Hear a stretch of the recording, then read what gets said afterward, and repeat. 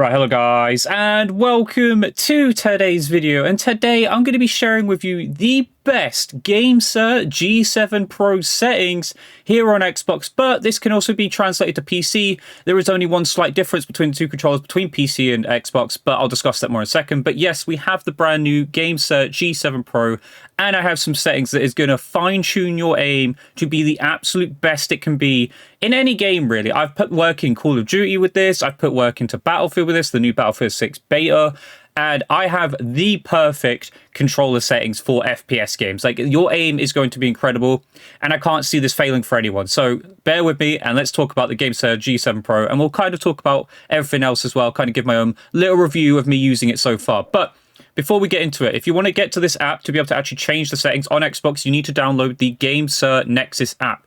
On PC, same thing. You'll need to download the GameSir Nexus app. I'm not sure where you get it on PC, but on Xbox, it is in the Microsoft Store. Simply search GameSir Nexus, and then you will have to install that to get the app to then be able to customize the controller. And as you can see, we've already done that. We've got some settings for you all to use in any FPS game, whether it be Rainbow Six Siege, whether it be Call of Duty, MW2, MW3, Black Ops 6, Warzone, you name it, we've got the settings for you. So let's get into it. Let's talk about what settings you need to change here on the controller. So we'll start with the buttons because they're first up. As you can see, everything is pretty much the same. You've got A is A, B is B, Y is Y, X is X. Oh, also, before you do this, make sure you do a firmware upgrade, okay? Make sure your controller is updated before you do any of this, if you are getting it fresh out of the box, just to make sure it's all up to date and ready to be customized. You don't want anything going wrong with the controller. Also, you can reset to default if any of this goes wrong for you, and you can also use this button test up here to test that the controller is working for you as well. What's this next bit? And then let's just go back to the menu. So, back to the buttons. So as you can see, everything's pretty normal, but you can see if you get the controller, you will see that there are these back bumpers here. Now, currently, I have them not mapped to anything. I haven't really experimented with these. I kind of wanted to just get a feel for the controller, kind of learn how to use it, and then realize what I could do with it. And we've realized we could do a lot with this. But so L5 and R5, which again are the two back buttons in between the bottom triggers and the top triggers, they currently aren't mapped to anything. I've left them alone.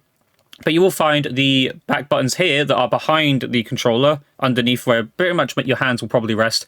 Only one of them is mapped, which is the R4 one. So on the right-hand side, I've got this mapped to A, simply because this is for jump, and I haven't got this mapped at all. And also, if you are one of the people who only wants to be like sort of do the same thing as me and use one back paddle, all you have to do to make sure you don't accidentally click this one, because this one is active unless you flick the switch in the back. So behind the controller, you have switches for these paddles. One of them basically means it's unlocked, so you can press it and actually be able to, you know, push in the trigger. But if you set it to locked, it'll be like you know, a normal plastic feel. Like, you won't feel, you literally cannot press this trigger in by accident. And I think that's fantastic. It's really great. It means I'm not accidentally pressing L4, even if it's not mapped to anything. You know, I just don't want to have that feeling of accidentally pressing a button when I shouldn't be.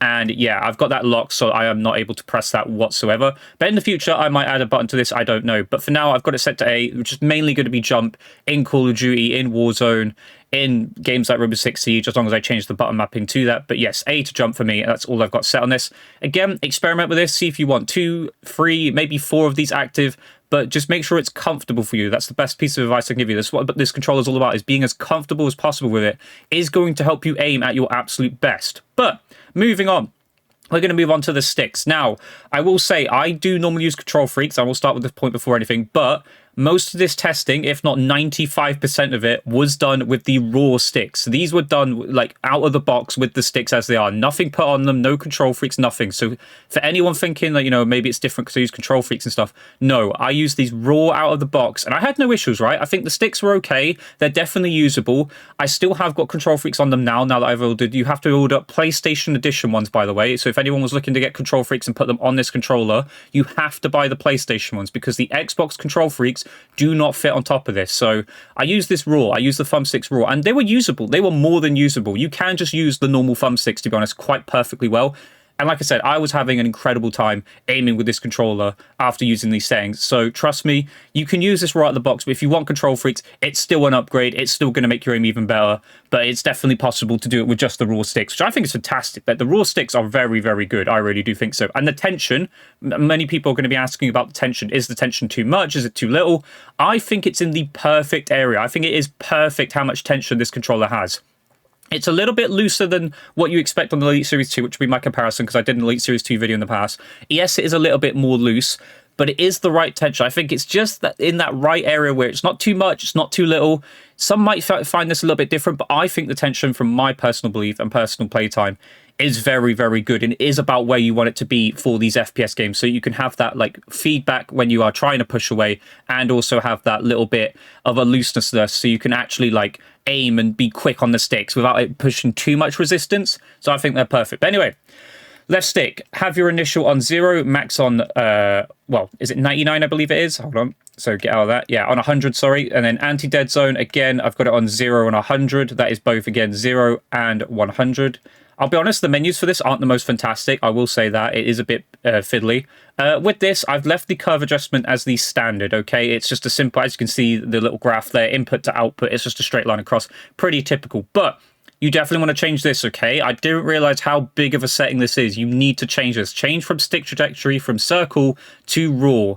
This gives you so much more, how would I put it, like room to breathe sort of thing, and be able to be as accurate as possible with the sticks. The difference between these two was so much greater. Like, I was using circle initially because I thought this was just, you know, the graph of where you're showing it. But no, this changes how the sticks behave. That is very important. This does change how they behave. So I would say go with raw. I've played with both. Raw is definitely better than circle. And then we'll move on to the right stick, because this is the one that's very important. This is obviously your aiming stick for every shooter that you're ever going to play. And I have put so much testing into this, and I have found the perfect curves and settings for this. So again, I went with the dead zone of 2. I think 0 is a little bit too raw. Like, you're gonna have that little moment where it's doing something like this. Like, when you touch the stick, it's gonna go like that. So, but you want that little bit of like room to sort of be able to, I don't know. I don't think having it as raw, if you want it at 0, you can, but I just don't believe having it at 0 is the best. I think having it at 2 is perfect. Again, the max is at 100 as well. And then the anti-dead zone, I've got at 0, and you've got the max at 100. And then come down to here, you've got curve adjustments. Now, this can change from many different ways. So you can change it to this here, or you can change it to this. You've got this one as well. I put timing with that one. I didn't really like using that one, so I'd avoid that one. Avoid that one. That's okay, obviously, but that's just the stick being as raw as possible. But I put some testing in, and I have used this and come up with the magic number of 80, okay? I have tried 81, 82, 83, 84, 85, because it makes such a big difference. As you can see on the graph, it just changes ever so slightly, but it makes such a big difference to how it affects your aim. So you need to make sure you're getting this correct. But for me, I am using 80. If you want to start with 80, that's perfectly fine. I'd go up in adjustments or down in adjustments of 2 if you find this isn't the best setting for you.